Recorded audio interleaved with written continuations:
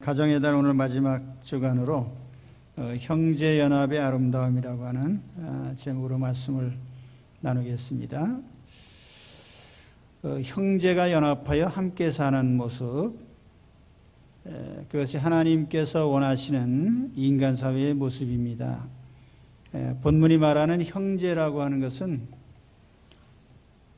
한 부모에게서 태어난 형제들을 의미하기도 하고, 또 이스라엘 12지파 민족적인 차원에서 한 말이기도 합니다. 그렇기 때문에 형제가 연합하여 동거한다 하는 이 말은 한 가정의 형제들 혹은 이스라엘 민족 공동체가 하나 되어서 같이 사는 그 모습이 하나님 설계하신 그 공동체의 모습이란 뜻입니다. 본문의 핵심적인 단어는 연합하여 하고 하는 그 연합이라고 하는 단어인데요. 히브리어로는 이것이 하나를 의미하는 뜻입니다. 한 개, 하나라는 이런 의미인데, 그래서 이것을 영문으로 번역할 때는 그 in unity, 하나로 통일된 상태죠. 또 어떤 성경에는 in harmony라고도 번역을 했어요. 일치 혹은 조화, 그런 의미로 번역하고 있습니다. 그러니까 하나님이 창조하신 에덴 동산의 모습을 보면은 전체가 하나 되고 또 조화를 이룬 상태입니다. 거기에는 하나님과 인간, 또 인간과 인간, 또 인간과 자연 만물이 하나가 되고 조화된 그런 모습이 하나님이 창조하신 세계의 모습입니다. 공동체의 목표는 공존과 공생이죠. 함께 살고 함께 번영하는 것입니다. 그 구성원의 능력이나 신분, 이런 것과 상관없이 같이 사는 거죠. 우리가 꿈꾸는 미래 사회는 함께 사는 공동체입니다. 천국이 뭡니까? 천국은 모든 하나님의 백성들이 서로 하나가 되어서 함께 사는 그런 곳이 천국입니다. 서로 사랑하고 도와주고 기쁨을 나누고 힘든 일을 함께하고 서로 위로하고 격려하는 공생의 공동체죠. 우리가 이루려고 하는 교회의 모습도 그렇습니다. 교회는 지상에서 시작된 천국인데, 교회가 천국이 되려고 하면 어떻게 돼야 됩니까? 무슨 아픈 사람도 없고 병든 사람도 없고 실패한 사람도 없고 무슨 못 사는 사람도 없고, 그것이 천국입니까? 그건 아니에요. 그런 사람이 다 있죠. 그럼에도 불구하고 이 모든 사람들이 하나 되어 사는, 그것이 하나님이 이 땅에서 이루시려고 하는 교회 공동체의 모습이에요. 병든 사람, 괴로운 사람, 가난한 사람, 또는 무능한 사람, 게으른 사람, 다 품고 가는 게 교회죠.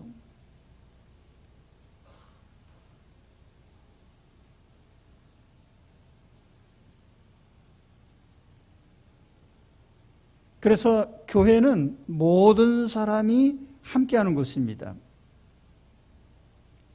괴로운 사람과 함께 살고, 연약한 사람과 함께 살고, 성공한 사람과 실패한 사람이 같이 살아요. 또 무식한 사람이나 유식한 사람이나 다 하나입니다. 권세 있는 사람, 비천한 사람이 다 하나죠. 가정이든 교회든지 간에 하나님이 바라시는 공동체의 목표는 함께 사는 겁니다. 형제가 연합하여 동거하는 모습, 이거 이제 하나님이 이루시려고 하는 공동체의 모습이에요. 그 다음에 오늘 말씀해 보면은 이러한 모습이 인간 사회에서 가장 선하고 아름답다, 이렇게 표현을 합니다. 형제가 연합하여 함께 사는 것은 하나님께서 보실 때에 선하고 아름답다. 여기 두 가지 평가를 하고 있는데요. 첫째는 도덕적으로 아주 선하다, 이렇게 표현합니다. 선하다. 자, 가정 공동체에서 가장 선한 일이 뭐예요? 함께 사는 겁니다.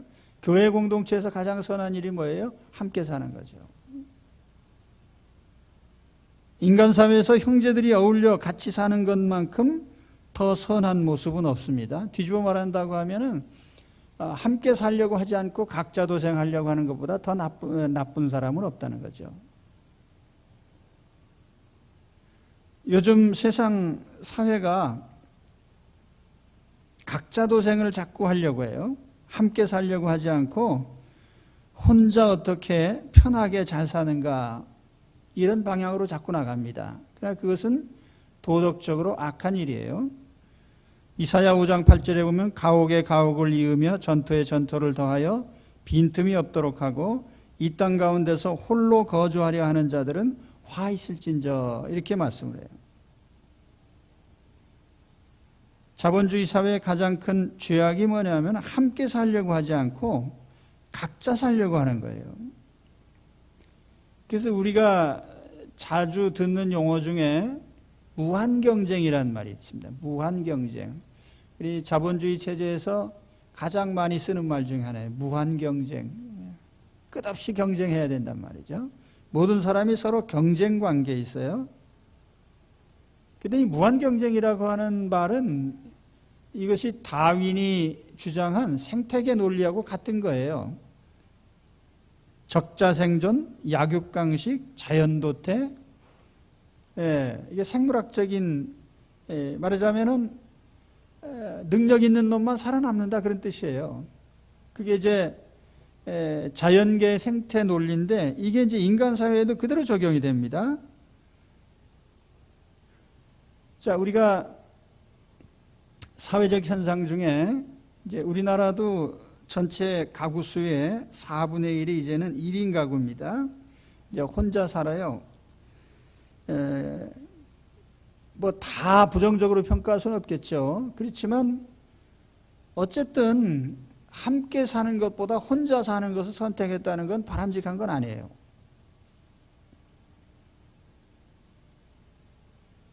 사회학자들이 제일 싫어하는, 요즘 현대 사회학자들이 싫어하는 말 중에 하나가 정상가정이란 단어입니다. 세상에 정상가정, 정상 아닌 가정이 어디 따로 있냐. 다 그냥 정상이라고 봐라. 뭐 동성애 가정도 정상이고, 다 정상이라는 거죠. 그러니까 이런 관점에서 보면은 뭐 혼자 살든 여러 살든 아무 뭐 상관하지 말라는 겁니다. 그런데 사실 지금 우리 사회가 여러 측면에서 보세요. 강자가 약자를 배려합니까? 부자가 가난한 자를 먹여 살리려고 합니까? 능력자와 무능력자가 같이 살려고 합니까? 자, 잘난 사람이 못난 사람하고 친구 되려고 합니까? 그런 일이 점점 사라지죠. 그래서 사회가 끼리끼리 문화가 되는 거죠.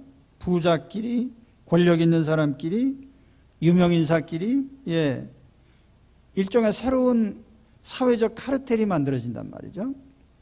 그래서 자, 부자는 부자끼리, 또는 권력 있는 자는 권력 있는 자끼리 서로 교류하면서 카르텔을 만들어요. 그럼 힘없는 사람, 가난한 사람, 능력 없는 사람은 누가 돌봅니까? 그건 다 국가가 알아서 하라는 거죠. 우리가 세금 내고 있으니까 나라가 알아서 해주시오. 우리가 다 그런 생각을 가지고 있습니다. 굶주리는 사람, 못 사는 사람, 무능한 사람, 실패한 사람, 낙오자들 그거 다 국가가 책임져. 우리가 세금 내니까. 그리고 내가 직접 관여 안 하겠다는 거죠. 그런 사람하고 엮이지 않겠다는 거죠. 그게 이제 우리의 사고방식입니다.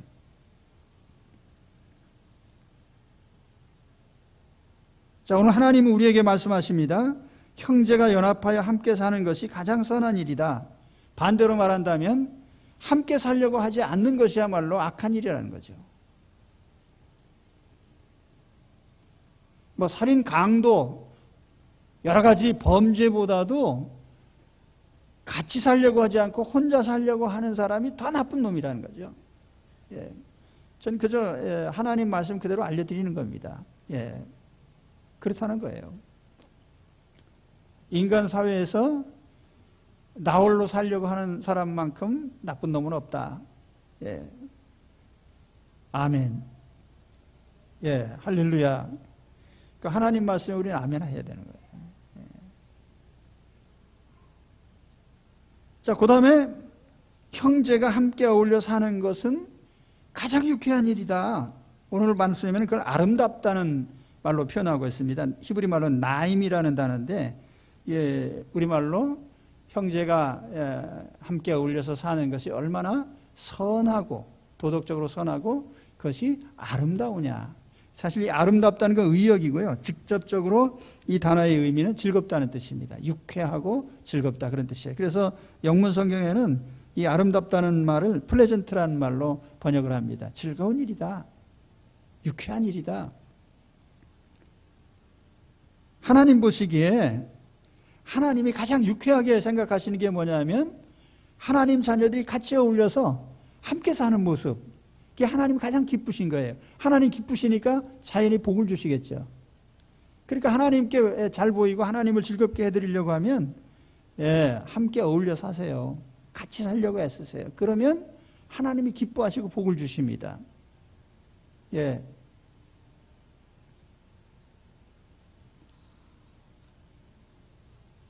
함께 사는 것은 하나님만 기쁘시게 하는 일이 아니에요. 사실 우리 인간 사회에서 사람이 가장 큰 기쁨을 누리는 것은 함께 살 때 얻는 기쁨이에요. 많은 사람들이 기쁨을 추구하잖아요. 요즘 제일 인기 있는 직종이 뭡니까? 요즘 제일 인기 있는 직종이 뭐예요? 돈도 벌고 즐겁게 살고, 요즘 가장 인기 있는 직종이 엔터테인먼트에 종사하는 사람들, 연예인. 그 중엔 탤런트나 배우나 가수나 개그맨이나 이런 사람들. 근데 특히 요즘 사람들이 좋아하는 직종이 뭐냐면 개그맨이에요. 왜냐하면 남을 웃기거든요. 그래서 요즘 우리 시집 안 간 처녀들이 제일 기대하는 남편은 개그맨 같은 남편이에요. 나를 웃겨주는 사람, 나를 즐겁게 해주는 사람. 근데 착각하지 마십시오. 나를 기쁘게 하고 즐겁게 하고 지속적으로 나의 기쁨을 주는 것은 누가 나를 웃겨서가 아니라 내가 다른 사람들과 함께 어울려 살 때 얻는 기쁨이에요. 그게 진짜 지속적으로 기쁨을 누리는 비결입니다. 세상에서 제일 우울한 사람이 누구예요? 혼자 살려고 하는 사람이고 어울리지 못하는 사람이죠. 누가 가장 기쁘고 즐거운 사람이에요? 함께 살려고 하고 어울려 사는 사람이죠. 이건 하나님이 우리에게 주신 삶의 원리입니다. 그러니까 오늘 하나님이 너희가 같이 어울려 사는 거 내가 정말 기뻐. 하나님만 기쁘신 게 아니라 그 어울려 사는 사람 자신도 기쁨을 얻는 거예요. 그러니까 나 홀로 아무리 억만금 쌓아놓고 잘해봐야 그게 뭐 기쁨이 됩니까? 함께 나눌 수 있어야 이게 기쁨이죠. 그렇죠? 그렇기 때문에 정말 기쁨을 누리려고 하면 함께 살려고 하는, 될 수 있는 대로 많은 사람들과 어울려서 함께 살려고 할 때에 가장 큰 기쁨이 우리에게 주어지는 겁니다.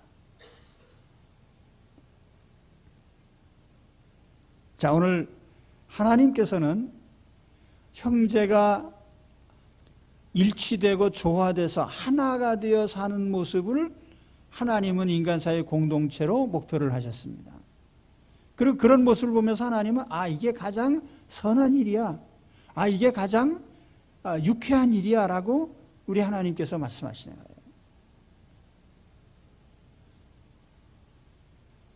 그러면 우리는 우리 형제들이 함께 어울려 사는 이런 목표를 가지고 항상 살아야 됩니다. 가정 공동체, 우리 가족이 함께 살아야지. 교회 공동체, 우리 교회 온 성도들이 함께 어울려서 같이 삶을 나눠야지. 이런 모습으로 우리가 삶에 임할 때에 우리는 가장 은혜로운 삶을 살 수가 있습니다. 그게 오늘 우리의 오늘의 중요 메시지입니다. 자, 그 다음에 오늘 말씀에 보면은 이 형제가 함께 어울려 사는 그 모습을 두 가지로 비유를 해요. 하나는 아론의 머리에서 흘러내리는 기름, 이렇게 이제 비유를 하고, 또 하나는 헐몬의 이슬이 시온 산들에 내리는 것 같다, 그렇게 이제 비유를 했습니다. 자, 이게 이제 뭘 의미하느냐면은 형제들이 함께 어울려서 사는 그 모습이 이 두 가지 모양으로 비춰진다는 건데요. 여기에는 하나님이 은혜를 베푸시는 그런 모습이 이 두 가지 비유로 나타나는 거예요. 하나님 은혜를 베푸신 모습. 그러니까 자, 첫째는 뭐냐면 아론의 머리에서 흘러내린 기름과 같다, 이렇게 얘기를 했거든요. 아론이 누굽니까? 대제사장이죠. 이 대제사장을 임직할 때에 레위기 8장에 보면은 이제 머리에다가 특별한 기름을 붓습니다. 근데 이 기름은 보통 기름이 아니에요. 특별 제조된 기름이고, 이 기름은 절대로 다른 용도로 쓸 수가 없습니다. 함부로 쓰면은 그 자리에서 죽임을 당해요. 출애굽기 30장에 보면은 이 기름을 제조하는 방법이 나옵니다. 출애굽기 30장 23절에 보면은 너는 상등 향품을 가지되 액체 모략 500세겔과 그 반수의 향기로운 육개 250세겔과 향기로운 창포 250세겔과 계피 500세겔을 성소의 세겔대로 하고 감람기름 한 흰을 가지고 그것으로 거룩한 관유를 만들되 향을 제조하는 법대로 향기름을 만들지니 그것이 거룩한 관유가 될지라. 자, 여기에 보면 관유라고 하는 특별한 기름을 제조합니다. 이 배합과 이 방식으로 아무도 이걸 제조하면 안 되는 거예요. 근데 이 기름이 아론의 머리에다가, 그것도 일생에 한번 대제사장으로 직분을 딱 줄 때에 여기다 들어붙는 겁니다. 머리에 부으면은 아론의 수염을 타고 옷깃으로 이렇게 기름이 흘러내린단 말이에요. 자, 근데 형제가 연합해서 함께 사는 모습이 아론의 머리에 기름 부어서 흘러내리는 것 같다라고 비유했을 때 그건 뭘 의미하는 거냐 말이에요. 여기에는 이제 몇 가지 의미가 있는데, 우선 첫째로는 그 강한 향냄새죠. 기름 제조법에 보면은 거기 상등 향품, 액체 모략 또는 뭐 계피, 창포 이런 각종 향료가 들어가는데, 이 향료들을 조합해 가지고 만들었기 때문에 냄새가 아주 강하게 풍겨납니다. 그러니까 그 기름을 머리에 딱 부으면은 향 냄새가 쫙 퍼지는 거죠.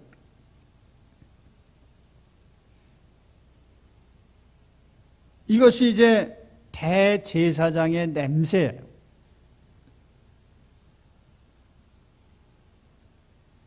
신약 성경에 보면은 우리 그리스도인들에게는 예수님의 강력한 냄새가 난다 그랬어요.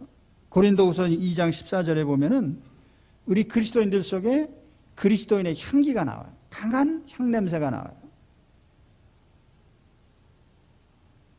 자, 가장 그리스도인다운 모습, 가장 교회원다운 모습이 뭡니까? 가족이 서로 사랑해서 하나 되어 사는 모습, 또 교회원들이 서로 일치되어서 하나 된 모습, 그 모습에서부터 강력한 그리스도인의 향이 나타난다는 거예요. 다시 말하면 우리가 자, 여러분은 세상의 향기입니다 라고 말하잖아요. 그럼 우리가 세상 사람들에게 보여줄 수 있는 그리스도인의 향기가 뭐냐 이거예요. 그 향기의 가장 중요한 모습은 함께 하나 되어 어울려 사는 그 모습이라는 거죠. 그것이 세상 사람들에게는 가장 강력한 그리스도의 향기가 되는 거예요. 믿으십니까? 그렇단 말이에요. 무슨 향기라고 해서 고상하게 뭐 차려입고 성경책 옆에 끼고 주일날 예배 가는 그 모습이 아니라 가족이 함께 그리스도인다운 모습으로 일치되어 서로 사랑하고 하나 되어서 함께 사는 거기에 강력한 대제사장에 부어진 향기의 냄새가 난다고 말이에요. 예?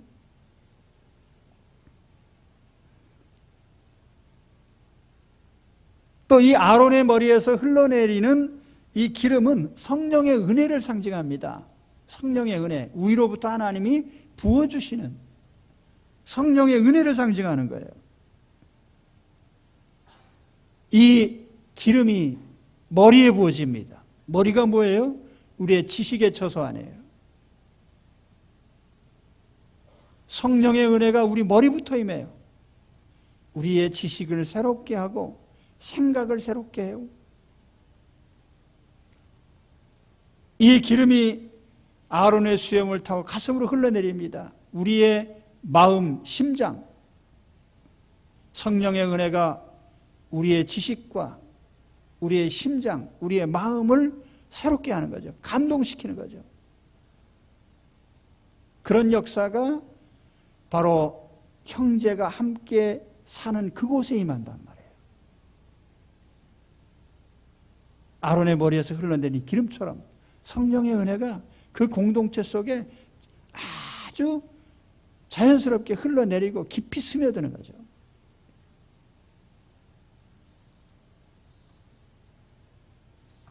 아론의 머리에서 흘러내리는 기름은 성령의 은혜요, 영적 권세의 상징이에요. 성령께서 대제사장의 권위를 아론에게 주셨습니다. 하나님은 그 기름을 바로 형제를 사랑하여 함께 사는 사람들 속에 내려주셔요. 대제사장적인 영권을 주신단 말이죠. 그래서 우리가 진정으로 성령의 권세를 받고 싶다면, 정말 지혜의 충만을 받고 싶다면, 가슴이 뜨거워지기를 원한다고 하면 우리가 형제들이 함께 하나 되어 사는 그 공동체를 이뤄야 됩니다. 그 속에 하나님이 이런 성령의 역사를 주시는 거예요. 그죠? 그러므로 오늘 가족이 하나 되시기 바랍니다. 교회 공동체가 하나 되시기 바랍니다. 바로 그곳에 성령이 오세요. 아론의 머리에 부은 기름처럼 성령의 역사가 일어나는 가족 공동체, 교회 공동체를 이루시기를 주의 이름으로 축원합니다. 두 번째 비유는 헐몬의 이슬처럼 내리는 은혜입니다. 헐몬의 이슬처럼, 헐몬의 이슬이 시온의 산들에 내림 같도다. 이 헐몬이라고 이름한 혹 헤르몬산이라고도 부릅니다. 북쪽에 시리아가 있고 그 오른쪽에 요르단이라는 나라가 있습니다. 그 시리아와 요르단 사이에 국경이 남북으로 쭉 있는데 그 국경의 가장 남쪽에, 그리고 이스라엘 땅에서 보면 이스라엘의 최북단이죠. 그 지역에 헤르몬산이 있습니다. 이 헤르몬산은 높이가 2814m예요. 그래 백두산보다 약간 높습니다. 그래서 거의 1년 내내 흰 눈이 쌓여 있죠. 그리고 주변은 사막 지역과 같은 그런 광활한 지역이 둘러싸고 있기 때문에 그 땅에서 올라오는 열기들이 있잖아요. 그 이제 낮이 되면은 그 헤르몬산의 차가운 공기가 이제 땅에서부터 이제 습기를 포함해 가지고 이제 쭉 올라갔다가 밤이 되면은 그것이 식어서 이슬이 됩니다. 그래서 그 헤르몬산 산자락에 있는 광활한 지역에 이슬이 내려져요. 근데 시온산이라고 한, 여기 시온의 산들이라고 했잖아요. 시온은 예루살렘을 가리키는 말인데 예루살렘도 해발 900m의 고지입니다. 그래서 이런 봉우리들에도 헤르몬에서 만들어진 그 이슬들이 새벽이 되면은, 밤이 되면은 쫙 내려지는 거죠. 그래서 주변에 식물들이 살아나는 거예요. 비가 많이 안 와도 식물들이 살아갈 수 있습니다. 이슬이라는 것은 아무도 모르게 역사하시는 성령님의 은혜를 상징하는 겁니다. 우리가 이슬 같은 은혜라고 많이 표현하잖아요.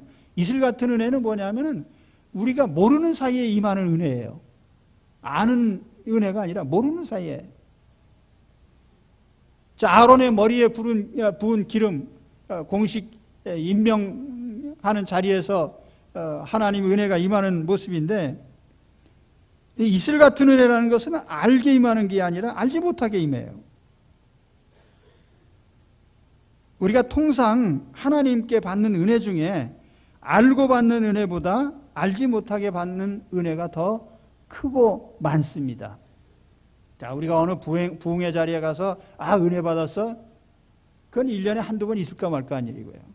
그러나 하나님의 은혜는 그보다 더 무수히 많게 우리가 모르는 사이에 임한단 말이에요. 성경에 이런 표현들이 많습니다. 자, 여러분, 우리가 뱃속에서 아이가 어떻게 자라나는지 압니까? 모르죠. 그러나 뱃속에서 아이가 자란단 말이에요. 농부가 밭에 씨를 뿌리면 언제 싹이 나고 언제 자라나고 언제 열매가 맺는지 본 사람이 있어요? 아무도 몰라요. 모르는 사이에 싹이 나고 자라나고 열매를 맺고 그렇게 돼요. 우리는 예수님을 마음에 영접할 뿐이지만 우리가 예수 그리스도의 사람으로 거듭나고 변화되는 것이 우리가 아는 사이에 일어난 일입니까? 우리가 모르는 사이에 우리 영혼 속에서 일어나는 변화예요. 놀라운 역사예요. 엘리야가 하나님께 받은 은혜가 뭡니까? 강한 바람 속에도 아니고 지진도 아니고 불 가운데도 아닌 오직 세미한 음성으로 들려졌습니다. 이슬 같은 은혜예요. 우리 공동체를 향한 하나님의 역사가 그렇습니다.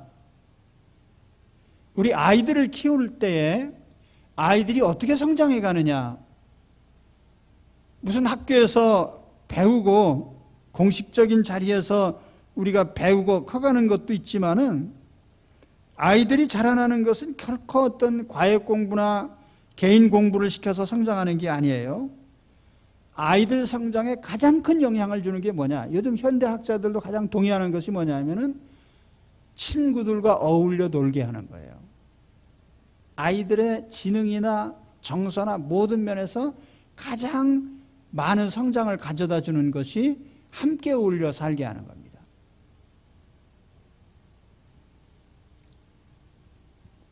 이해가 되십니까? 네.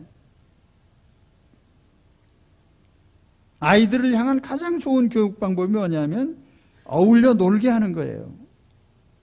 어울려 놀게 하는 것. 예, 귀 있는 자는 성령께서 하시는 음성을 들을지어다. 예.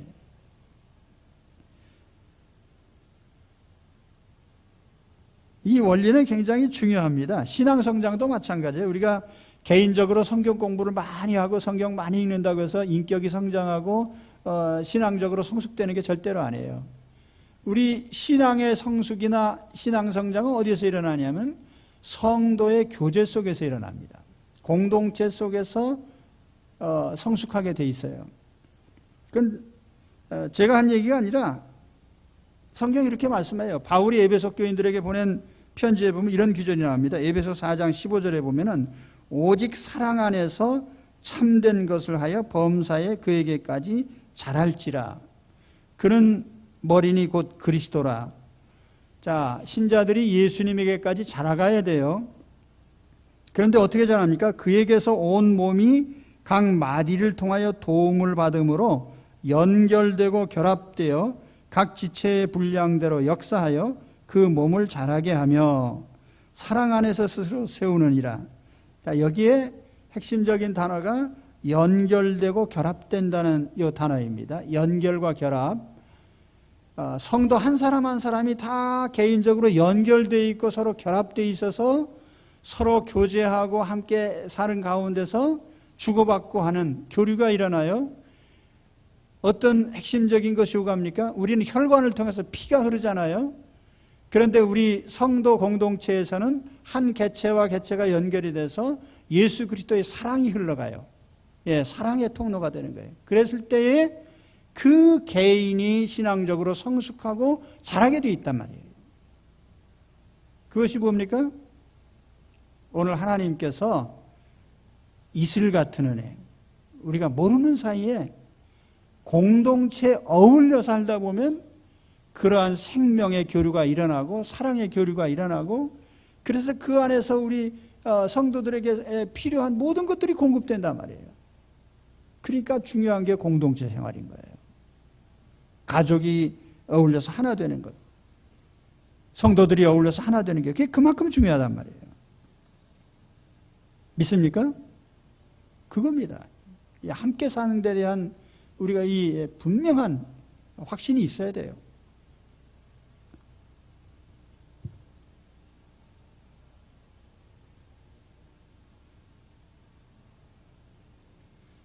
저는 평생 신앙생활하면서 몇 가지 은혜 생활의 지침이 있어요.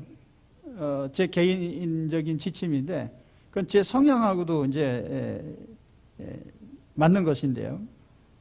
첫째는 뭐냐면은 기적을 추구하기보다는 하나님의 섭리의 축복을 원하는 겁니다.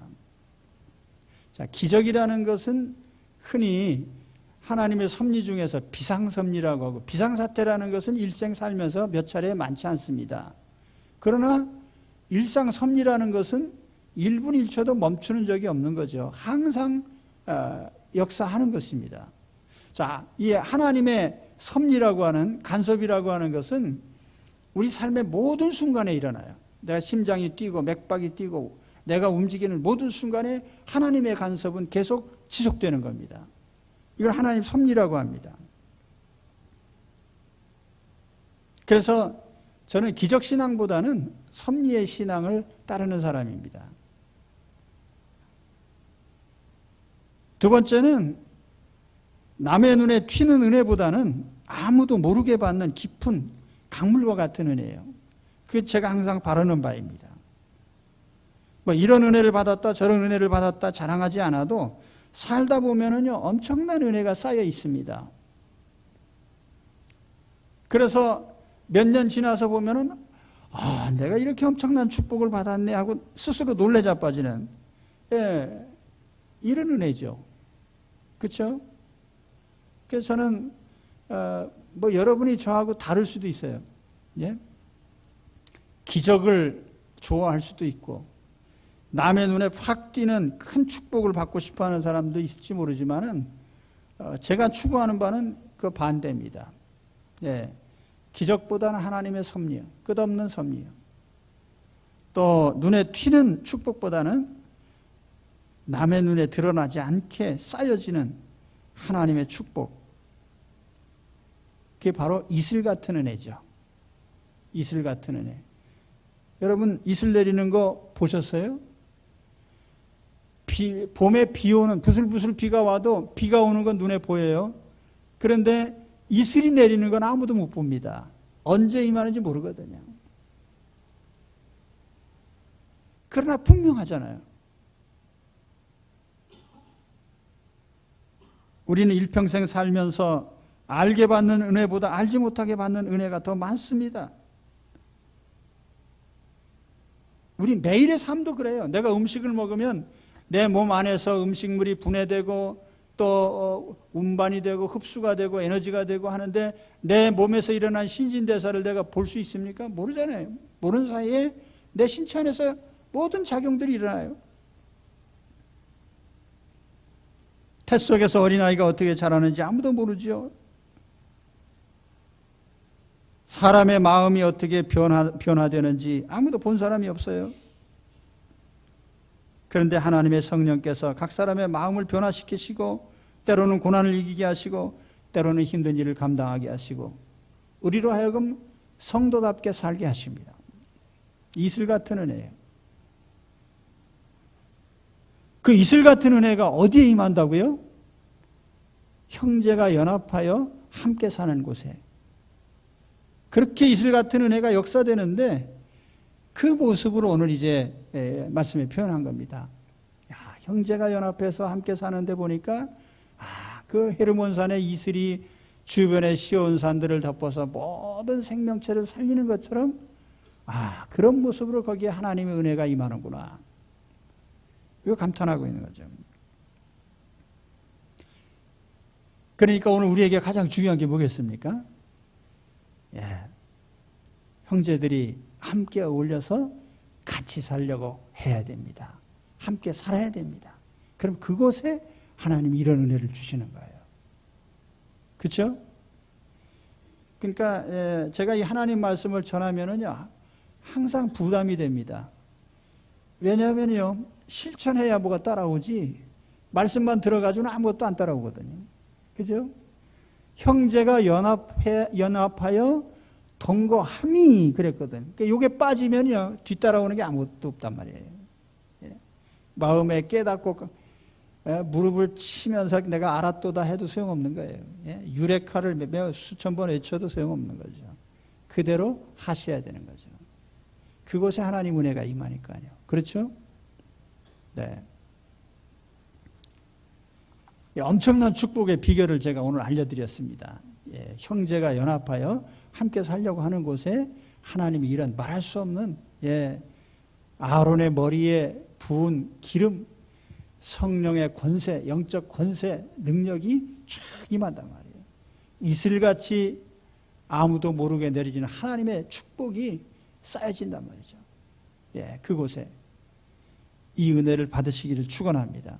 자, 마지막으로 하나님이 이 형제가 연합하여 동거하는 그곳에 특별한 명령을 내리셨어요. 너희가 복을 받을지어다. 거기서 하나님이 복을 명령하셨다 그랬어요. 그 영문 성경에 보면 커맨드라는 말을 사용했는데 명령했다. 하나님이 명령을 내리셨어요. 빛이 있으라 그랬을 때 빛이 생겨났잖아요. 그 하나님의 명령. 야, 너희들 형제가 함께 사는 그곳에 복을 내려라. 복이 있을지어다. 그리고 하나님 복을 주셨다는 거예요. 명령을 했단 말이에요. 이게 히브리 단어에 보면 영문 번역할 때 보면 과거형으로 번역했는데요. 이미 축복의 명령이 내려졌다는 거죠. 거기에 복을 내려 하고 하나님 명령을 했다는 거죠. 그러면 그대로 실천만 하면 항상 그 복이 거기에 그냥 오게 돼 있어요. 그냥 저수지에 물은 이미 와 있고 그걸 실행만 하면은 그 복이 다 오게 돼 있어요. 가족이 하나 된 곳에, 교회가 하나 된 곳에 하나님 복을 주신단 말이에요. 그 복을 이미 내려주신 겁니다. 근데 그 중에 여기 영생이라는 말이 있잖아요. 제가 이 히브리 단어를 보니까 여기 영생이라고 번역된 단어가 영원한 삶, life인데요. 이 life는 두 가지 의미가 있죠. 하나는 생명이라는 뜻이 있고 하나는 삶이라는 뜻도 있어요. 그러니까 이 영원한 삶이라고 하는 것은 영생이라고 하는 생명 자체의 의미도 있고 영원히 살아가는 그 삶을 의미하기도 하는 거죠. 하나님이 우리에게 지속적인 번영, 지속적인 은혜의 삶, 이 영원, everlasting life입니다. 영원히 지속되는 그 삶, 축복의 삶을 바로 공동체가 하나 되는 곳에 하나님이 주신다는 거죠.